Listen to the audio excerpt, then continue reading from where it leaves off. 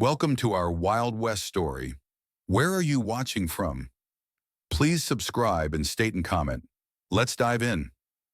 The Dust of Dust Devil Gulch, Arizona Territory had a flavor all its own.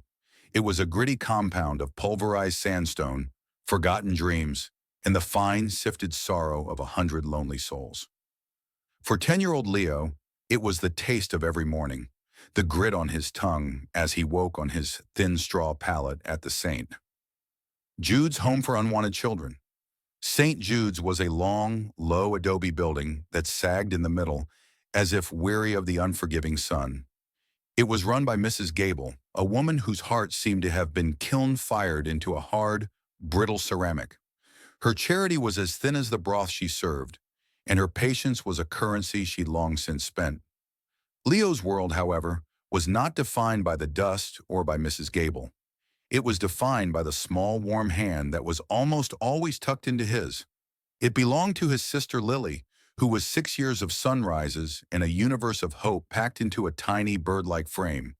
She had hair the color of spun corn silk and eyes the precise shade of a desert sky just before a summer storm.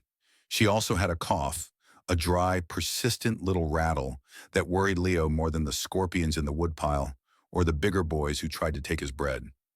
Their days were a rhythm of chores and quiet survival.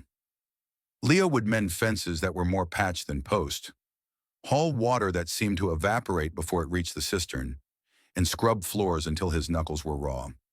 Lily, deemed too frail for heavy work, would be tasked with sorting beans, her small fingers meticulously separating the good from the stony, or dusting furniture that was already coated again before she'd even put her rag down.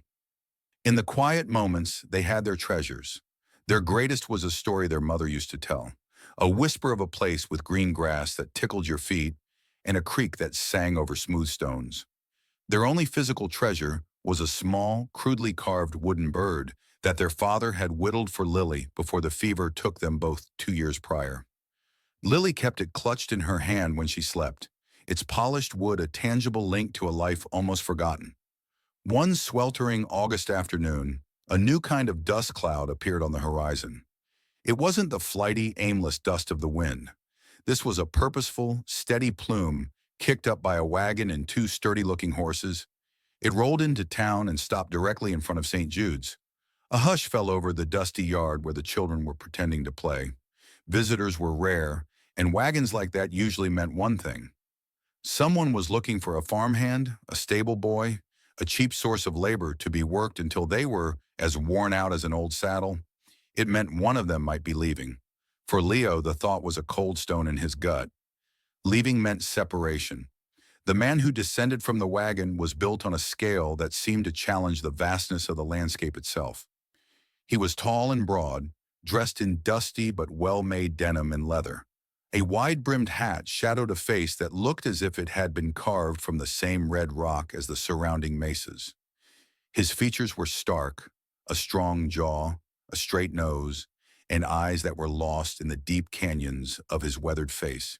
He moved with a slow, deliberate economy, as if he never wasted a single motion. Mrs. Gable scurried out, smoothing her apron, her usual sour expression replaced with a saccharine smile that didn't reach her eyes. "Mr. Blackwood, an honor to see you. Come in. Come in out of the sun." The man Blackwood merely grunted and followed her inside. The children watched, silent and wide-eyed. Leo pulled Lily closer, his arm a thin but firm barrier around her shoulders. "He's a rancher," whispered a boy named Finn. "Got the biggest spread in the territory. Stone Creek Ranch. My pa said he's a hard man. Works a boy to the bone." Leo's heart hammered against his ribs. He had seen boys taken from St. Jude's before. They left with wide, scared eyes and were never heard from again. After what felt like an eternity, Mrs. Gable reappeared at the doorway. "Boys, line up and stand up straight for heaven's sake. Don't slouch like you've got no spine." A dozen boys, ranging in age from 8 to 14, shuffled into a ragged line in the main hall. Leo found himself near the end, Lily hovering just behind him, peeking around his hip. The air was thick with the smell of lye soap, fear, and the man's scent of leather and clean earth. The rancher, Silas Blackwood, walked slowly down the line. He didn't poke or prod. He just looked. His gaze was heavy, assessing. He looked at their hands, their shoulders, the way they held themselves. It wasn't a cruel inspection, but it was thorough, the way a man might inspect livestock before a purchase. When he reached Finn, who puffed out his chest to look stronger, Blackwood's eyes lingered for a moment before moving on. He passed over the next two boys, and then his gaze settled on Leo. Leo stood as straight as he could, his chin up, trying to look strong, trying to look useful. He felt the man's eyes take in his scrawny frame, his patched shirt, the determined set of his jaw. He could feel Lily trembling behind him. He knew what was coming. He was old enough to work and small enough not to eat too much. He was the perfect choice. Silas Blackwood stopped in front of him. For a long moment, the only sound was the buzzing of a fly against the window pane and the frantic thumping of Leo's own heart. Then the rancher lifted a single leather-gloved finger and pointed. Right at Leo. Mrs. Gable beamed. An excellent choice, Mr. Blackwood. The boy's name is Leo. He's a hard worker, strong for his size. A wave of dizziness washed over Leo. This was it. He would be taken away, put to work on some vast, lonely ranch. He would rise before the sun and work until after it set. And Lily would be left here, alone, without him to protect her, to save her, his bread crusts, to whisper their mother's stories to her when her cough kept her awake at night. The image of her small, tear-streaked face watching him ride away shattered his composure. He couldn't bear it. Love, fierce and desperate, overrode his fear. He took a half-step forward, his voice a reedy, trembling thing, but clear as a bell in the silent room. Sir? Silas Blackwood's gaze, which had already started to move away, snapped back to him. His eyebrows, thick and dark, drew together slightly. He didn't speak, merely waited. Leo swallowed the lump of dust and terror in his throat. He glanced back at Lily, who was clutching her wooden bird so tightly her knuckles were white. Her blue eyes were huge, shimmering with unshed tears. He had to try.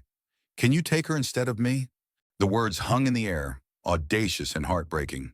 A gasp rippled through the line of boys. Mrs. Gable's face contorted, a mixture of shock and fury.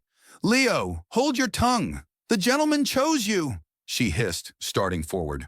But the rancher held up a hand, and she froze. His eyes, which Leo now saw were a deep, stormy gray, remained fixed on him. They bored into him, searching, questioning. For the first time, Leo felt the man was seeing not just a potential laborer, but a person. She's small, Leo rushed on, his words tumbling over one another. But she's a real hard worker, sir. She can sort beans faster than anyone. And she's good at mending. She can sew a straight line. She doesn't eat much, hardly anything, really. She's much more useful than me. I'm clumsy. I drop things. He was lying, of course. He was a capable worker, and Lily's constitution was as delicate as a wildflower's. But in that moment, he would have said anything, done anything, to keep her from being left behind in this hopeless place. He pushed Lily forward slightly. She stumbled, her eyes wide with confusion and fear, looking from Leo to the giant of a man before her. The rancher said nothing. His silence was a profound and terrifying thing. It was not an empty silence. It was filled with the weight of his thoughts, with the gravity of the parched land outside. He looked from Leo's desperate, pleading face to Lily's small, frightened one. His gaze dropped to the worn wooden bird in her hand, then rose again to meet her watery eyes. Mrs. Gable, unable to stand the tension, broke in. The boy's being foolish, Mr. Blackwood. He's the one you need. The girl is delicate. She said the word like an accusation. Silas Blackwood's gaze didn't waver from the children. The lines around his eyes seemed to deepen. He looked old and tired, but also immensely solid, like a mountain that had weathered 1,000 storms. The silence stretched, pulling taut until Leo thought he might snap. He braced himself for the rejection, for the harsh dismissal, for the order to pack his meager things. Then the rancher moved. He didn't speak. He simply lowered the finger that had been pointing at Leo. He took a half step back, his expression unreadable beneath the brim of his hat. Then with a slow, deliberate motion, he raised his hand again. He pointed at Lily, and then his finger moved an inch to the side and pointed once more at Leo. He had pointed at them both. He turned his gaze to Mrs. Gable, a silent command in his eyes. Her mouth opened and closed like a fish. Both? But, Mr. Blackwood, the arrangement was for one boy. The rancher's voice, when it finally came, was as low and rough as rocks grinding in a riverbed. It was a voice that hadn't been used much but held an unquestionable authority. I'll take them both. And with that, he turned and walked out of St. Jude's home for unwanted children, leaving behind a stunned matron, a line of bewildered boys, and two small siblings clinging to each other. Their world irrevocably, terrifyingly, and perhaps wonderfully changed forever. The wagon ride to Stone Creek Ranch was a journey through a world of echoing silence. Leo and Lily sat on a pile of burlap sacks in the back, their few belongings, an extra shirt for Leo, a tattered blanket for Lily, and her precious wooden bird, wrapped in a small bundle between them. Silas Blackwood sat on the driver's bench, his broad back a formidable wall, his hands steady on the reins. He had not spoken another word since his declaration at the orphanage. After retrieving their bundle, he had simply led them to the wagon, lifted Lily onto the back as if she weighed no more than a feather, and motioned for Leo to climb up after her. The whole transaction had a surreal, dreamlike quality. As Dust Devil Gulch shrank behind them, the landscape began to transform. The flat, dusty plains gave way to rolling hills dotted with saguaro cacti that stood like silent, multi-armed sentinels. The red earth deepened in color, and in the distance, blue-shadowed mesas rose against the endless sky. The air grew cleaner, losing the stale, oppressive quality of the town and taking on the scent of sun-baked rock and wild sage. Lily, her initial fear giving way to a child's boundless curiosity, knelt on the sacks and peered over the side of the wagon. "Leo, look," she whispered, her voice full of awe. "The mountains are purple." Leo, whose stomach was a tight knot of anxiety, managed a small smile. He was terrified. They had traded a known misery for an unknown fate. This man, this silent giant, was a complete mystery. Was he kind? Was he cruel? Why had he taken them both? The question circled endlessly in Leo's mind. He had offered up his own freedom for his sisters, and somehow it had resulted in this strange shared limbo. Hours passed. The sun climbed to its zenith, beating down with a fierce intensity. Silas Blackwood stopped the wagon once, under the shade of a lone, gnarled cottonwood tree near a trickle of a stream. Without a word, he produced a canteen, a loaf of bread, and a wedge of cheese from a saddlebag. He handed them back to the children, his movements efficient and impersonal. The bread was coarse but fresh, the cheese sharp and salty, and the water was the coldest, sweetest thing Leo had ever tasted. It was a feast compared to the thin gruel at St. Jude's. He watched as the rancher ate his own share, his gaze fixed on the horizon. He still hadn't spoken to them. "Thank you, sir," Leo said quietly when they had finished. Blackwood gave a short, sharp nod, almost imperceptible, before packing the food away.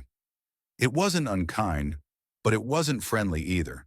It was just acknowledgement. As the afternoon wore on, the wagon turned off the main trail and onto a less traveled path that wound its way up into the foothills. The air grew cooler. They passed through groves of juniper and pinon pine, and the steady clopping of the horses' hooves was a comforting rhythm. Finally, as the sun began to dip towards the western mesas, painting the sky in fiery strokes of orange and crimson, they rounded a bend, and Leo saw it. Stone Creek Ranch. It was not a grand place, but it was solid.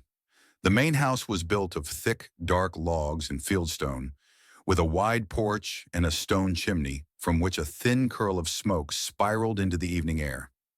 A long, sturdy barn stood nearby, along with several corrals and outbuildings. The whole spread was nestled in a shallow valley, bisected by a creek lined with cottonwood trees whose leaves shimmered silver in the fading light. It was protected, serene, and beautiful in a rugged, untamed way. It looked nothing like the hellish work farm Leo had imagined. It looked like a home. As the wagon pulled to a stop near the house, the front door opened. A man emerged, wiping his hands on an apron. He was old, with a face as wrinkled as a dried apple and a shock of white hair that stuck out in all directions. He had a gentle, bow-legged walk. "Silas, you're back. Was beginning to think a Gila monster made off with ya," the old man called out, his voice a cheerful, gravelly rasp. His eyes fell on the two small figures in the back of the wagon, and his eyebrows shot up into his hairline. "Well, I'll be. Looks like you brought back more than just supplies." Silas Blackwood finally dismounted, his joints creaking softly. He looked at the old man. "Cookie, this is Leo. And Lily. They'll be staying." The simple finality of the statement hung in the air. Not working, but staying. The old man, Cookie, broke into a wide, crinkled grin. He ambled over to the wagon, his eyes twinkling. "Well now, isn't that something? Welcome to Stone Creek, you two. Name's Jedediah, but everyone just calls me Cookie. I handle the victuals and other sundry foolishness around here." He winked at Lily, who offered a shy, tentative smile in return. A huge black dog with a noble head and gentle eyes trotted out from behind the house and came to stand beside Silas, nudging its head into his hand. Silas absently stroked the dog's ears. "This is Shadow," Silas said, his voice still low and gravelly. It was the first time he had addressed them directly since the orphanage. Cookie helped Lily down from the wagon, his hands surprisingly gentle. "Don't you mind the boss man's quiet streak," he stage whispered to the children. His tongue's just shy from lack of practice. His heart's in the right place, though. Mostly. Silas shot Cookie a look that wasn't angry, but held a world of tired exasperation. He then turned and began unhitching the horses, his movements sure and practiced. "Come on, you two," Cookie said, gesturing towards the house. "Let's get you inside. Smells like I got a stew that's just about ready to declare itself perfect." The inside of the ranch house was simple, clean, and filled with the savory aroma of cooking meat and vegetables. A large stone fireplace dominated one wall, and sturdy, handmade wooden furniture filled the main room. It was masculine and uncluttered, but it felt warm and lived in. Cookie led them up a short flight of wooden stairs to a small room under the eaves. It contained two small beds with colorful patchwork quilts, a small wooden dresser, and a window that looked out over the entire valley. The evening light streamed in, filling the room with a golden glow. "This'll be your spot," Cookie said, setting their small bundle on one of the beds. "The necessaries out back, and water for washings in the pitcher. Supper's in 10 minutes. Don't be late." He gave them another warm, crinkly smile and left, closing the door softly behind him. Leo and Lily stood in the middle of the room, dwarfed by the suddenness of it all. A room of their own, beds with actual quilts, a window with a view of more than a dusty, barren yard. Lily walked over to the window and pressed her face against the cool glass. "Leo," she breathed, "it's the place from the story. There's a creek and trees." Leo came to stand beside her. Down below, the creek did indeed sing over smooth stones, its melody carrying on the evening breeze. The grass along its banks was a vibrant, impossible green. It wasn't exactly as their mother had described, but it was closer to that dream than anything they had ever known. He looked at Lily. Her face, usually pale and smudged with dust, was illuminated by the sunset. The oppressive air of St. Jude's seemed to have already lifted from her shoulders. A wave of emotion, so potent it made his chest ache, washed over him. Gratitude, relief, and a profound, bone-deep weariness. He had offered himself up to save her, and this strange, silent man had saved them both. He didn't understand why, but as he stood there, watching the first stars begin to prick the darkening indigo sky, a fragile seed of hope began to take root in the dusty soil of his heart. Maybe, just maybe, they had found a place to land. The first week at Stone Creek Ranch was a study in new rhythms and quiet observation. Leo and Lily orbited the silent, formidable figure of Silas Blackwood like two small planets around a distant, unreadable sun. His presence was constant, a backdrop to every moment of their new lives, yet he remained an enigma. He rose before dawn, the soft thud of his boots on the floorboards the first sound of the day. He'd be out in the barn, tending to the horses, long before Cookie had the coffee brewing.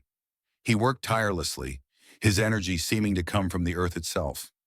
He moved with a purpose that was mesmerizing to watch, whether he was mending a leather harness, digging post holes for a new section of fence, or simply standing on the porch at dusk, watching the shadows lengthen across his land.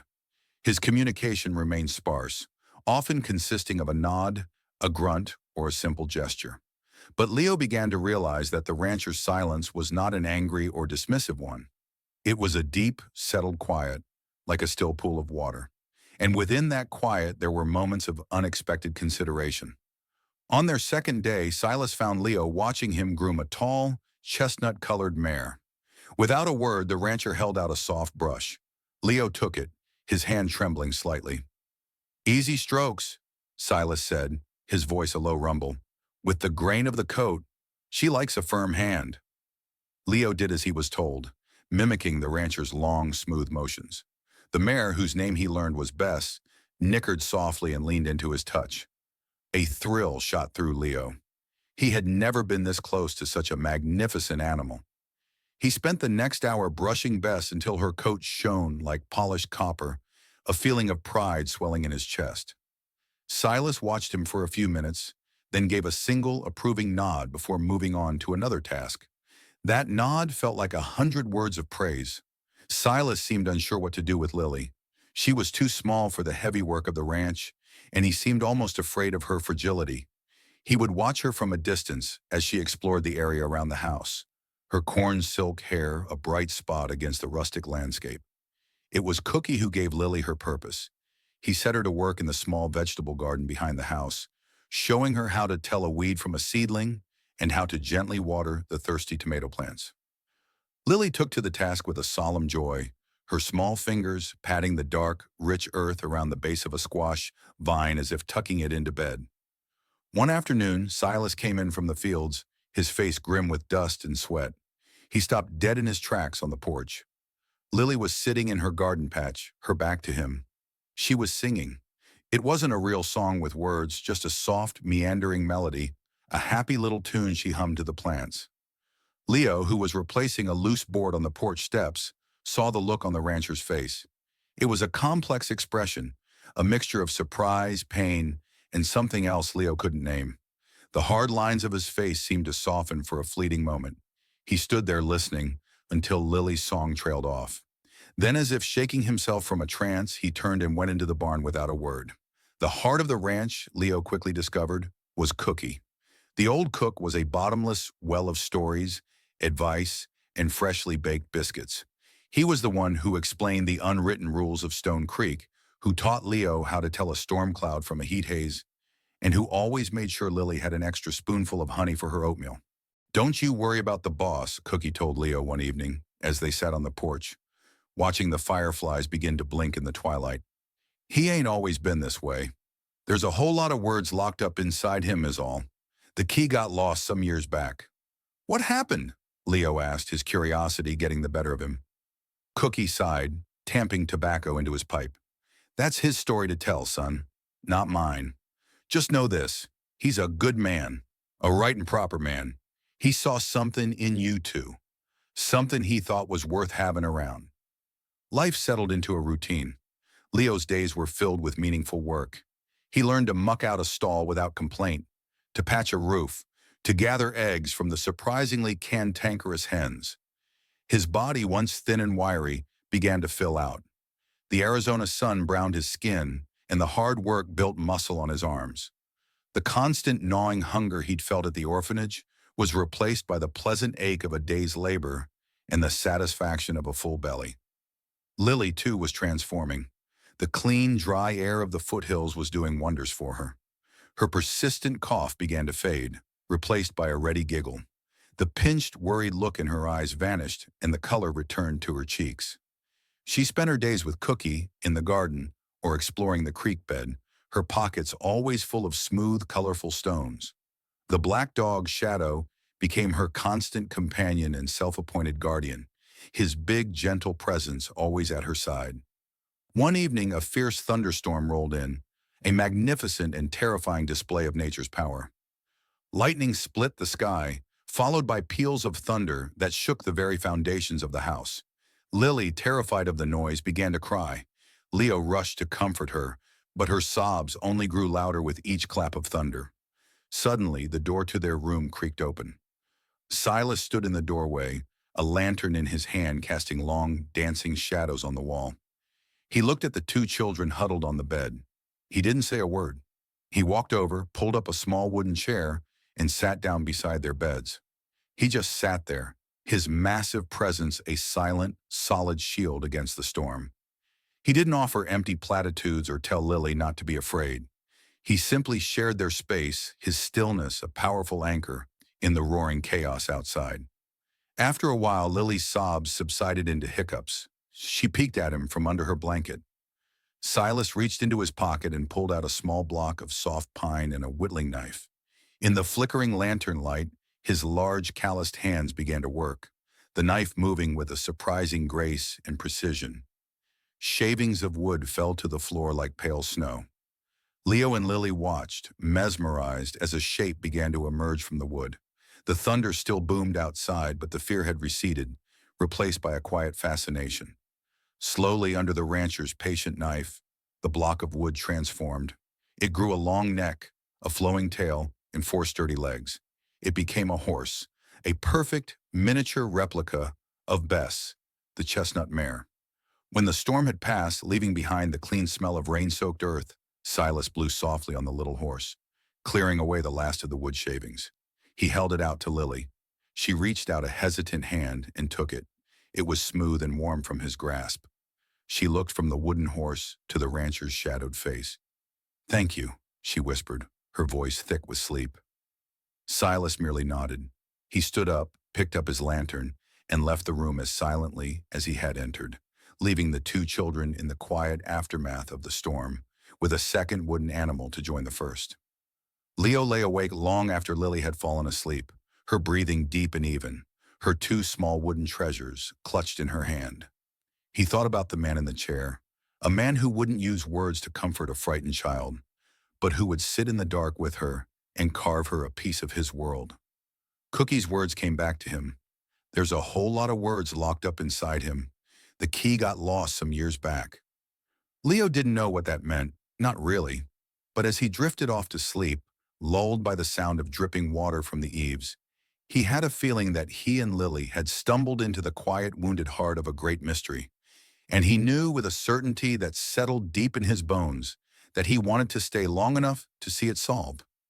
The weeks turned into a month, then two. The fierce heat of summer mellowed into the crisp, golden days of autumn.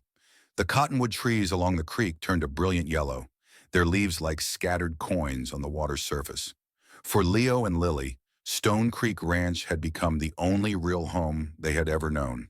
The memories of St. Jude's were fading, becoming like a bad dream one struggles to recall upon waking. Leo had grown proficient in his chores. He could now saddle Bess by himself and ride her at a steady walk around the main corral. Silas had been teaching him, his instructions brief and to the point. Heels down, sit deep, look where you want to go, not at the horse's head. The lessons were short, but the trust they implied was immense. Allowing a boy to ride his personal mare was, Leo knew, a significant gesture. One cool morning, Silas tasked Leo with a new job. The door to the spring house is sticking. Hinges rusted. Take the oil can and see to it. The spring house was a small, stone structure built over the part of the creek that bubbled up directly from the ground, providing refreshingly cold water year-round. It was where they stored milk, butter, and cheese. Leo had been inside with Cookie a few times, but never alone. He found the oil can and made his way to the shaded little building. The heavy wooden door did indeed groan in protest when he pulled it open. He worked the oil into the old iron hinges, swinging the door back and forth until the squeal quieted to a low murmur. His task complete, he stepped inside. The air was cool and smelled of damp earth and dairy. Clay crocks sat on stone shelves, submerged in the cold, clear water of the spring. But his eyes were drawn to a set of smaller shelves on the back wall, above the waterline. They held items that had nothing to do with food storage. There was a collection of brightly painted ceramic figures, a small, leather-bound book of poetry, and a woman's straw hat with a faded blue ribbon. And on the middle shelf, standing alone, was a small, framed photograph. Curiosity overriding his sense of propriety, Leo picked it up. The photo was of a woman and a young boy. The woman was beautiful, with dark, smiling eyes and a joyful laugh that seemed to echo even in the silent photograph. The boy, who couldn't have been more than 5 or 6, had the same dark hair and the same wide, happy smile. He was holding a small carved wooden horse, so similar to the one Silas had made for Lily, it made Leo's breath catch. He looked closer at the woman's face. There was a kindness in her eyes, a warmth that seemed to radiate from the faded image. He looked at the boy, so full of life and promise. A profound sadness washed over Leo as he realized who they must be. This was the lost key Cookie had spoken of. This was Silas Blackwood's wife and son. He gently placed the photo back on the shelf, feeling like an intruder in a sacred space. He now understood the look on Silas's face when he'd heard Lily singing. He understood the silence, the deep well of sorrow the man carried within him. He wasn't just quiet, he was grieving. He had been for a very long time. That afternoon, a writer approached the ranch. This was a rare event. Their world was usually self-contained. The man was burly and had a sneer permanently etched onto his face. He rode a big, aggressive-looking roan and stopped his horse just short of the main yard, kicking up dust. "Blackwood!" he yelled, his voice carrying an unpleasant authority. Silas emerged from the barn, wiping his hands on a rag. He moved slowly, deliberately, placing himself between the rider and the house where Lily was playing on the porch. "Corbin," Silas said, his voice flat. "My boss, Mr. Bartholomew Corbin, is getting real tired of your stubbornness," the man said, spitting a stream of tobacco juice near Silas's boots. "He made you a fair offer for this land and its water rights, an offer you'd be smart to reconsider." "The ranch isn't for sale," Silas said, his voice dangerously low. "Everything's for sale, Blackwood. It's just a matter of price, or persuasion." The man, Corbin's lackey, let his gaze drift over to the house, to Lily, who had frozen on the porch steps, clutching her wooden bird. The man's sneer widened. "Got yourself some family now? A man with kids has more to lose." Leo, who had been coming from the chicken coop, felt a surge of cold fury. Before he could stop himself, he yelled, "You leave him alone!" The rider's head snapped towards Leo. He chuckled, a nasty, grating sound. "Well, look what we have here. A little rooster. You ought to teach your chicks some manners, Blackwood." Silas didn't even look at Leo. His eyes, now the color of a thunderhead, were locked on the rider. "You've said your piece. Now get off my land." "This ain't over," the man snarled. He yanked his horse's reins, wheeling the animal around viciously, and galloped away, leaving a cloud of dust and menace hanging in the air. The silence that followed was heavy. Lily ran to Silas, bearing her face in his leg. He stood stiffly for a moment, then his hand came down and rested, awkwardly but protectively, on her head. "It's all right, little bit," he murmured, the words sounding rusty from disuse. "I won't be run off," Silas's voice replied, a low growl of iron resolve. "It ain't just you anymore, boss," Cookie said gently. "You got the little ones to think of now." A long silence followed. Leo strained his ears. "That's why I won't be run off," Silas said finally. And the conviction in his voice was so absolute, it sent a shiver down Leo's spine. The next few days were fraught with a new tension. Silas spent more time riding the perimeter of the ranch, his rifle resting in the scabbard on his saddle. He was quieter than ever, his face set in grim lines. Leo felt a fierce, burning loyalty to this man and this place. Stone Creek wasn't just a roof over their heads. It was their sanctuary. It was the place where Lily had stopped coughing, where he had learned the dignity of hard work, where they had both started to heal. The thought of the sneering man, Corbin, taking it all away was unbearable. He wanted to help, but he didn't know how. He was just a boy. His chance came a few days later. Silas had sent him to check a section of fence line that ran along the top of a rocky ridge overlooking the main trail. As Leo worked, patiently tightening loose wires, he heard the sound of approaching horses. He quickly ducked behind a cluster of boulders. It was the sneering man from before, along with two others. They were talking loudly, not expecting to be overheard. "Dam the creek upstream, just a little at first," the first man was saying. "Just enough to slow the flow to Blackwood's place to a trickle. He'll see we mean business. If that don't work, we'll drive a few dozen of his cattle off into Black Canyon. He'll be ruined in a month." They laughed and rode on, oblivious to the small boy who had heard every word. Leo's heart was pounding. They were going to steal the water. They were going to steal the cattle. He scrambled down from the ridge and ran back towards the ranch house, his feet flying over the rocky ground, his lungs burning. He burst into the barn where Silas was mending a harness. "Mr. Blackwood," he gasped, trying to catch his breath. Silas looked up, his expression sharp and alert. Between ragged breaths, Leo told him everything he had heard. He didn't leave out a single detail: the plan to dam the creek, the threat to rustle the cattle into Black Canyon. When he was finished, he stood there, panting, watching the rancher's face. Silas's expression was unreadable, but a muscle twitched in his jaw. He studied Leo for a long, silent moment. He wasn't looking at a boy anymore. He was looking at an alley. "You did good, Leo," Silas said, his voice quiet but filled with a new kind of respect. "You did real good." He turned and strode out of the barn. "Cookie!" he bellowed, his voice echoing across the yard. "Ride into town, get Sheriff Brody. Tell him Bart Corbin is about to make a big mistake."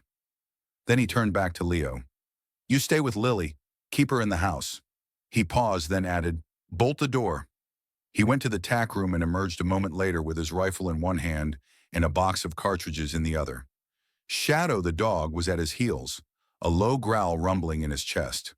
As Cookie galloped off in a cloud of dust towards town, Silas Blackwood walked towards the creek, his strides long and purposeful. He was no longer just a silent, grieving man. He was a protector.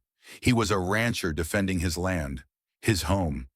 And for the first time, Leo understood completely. Silas hadn't just taken in 2 orphans, he had taken in a family, and he would fight for it with the same quiet, unyielding strength with which he did everything else. Watching him go, Leo bolted the door as he was told, his heart filled with a terrifying fear, but also with a fierce, unwavering pride. Thanks for watching. Please subscribe to our channel, like, comment, and share.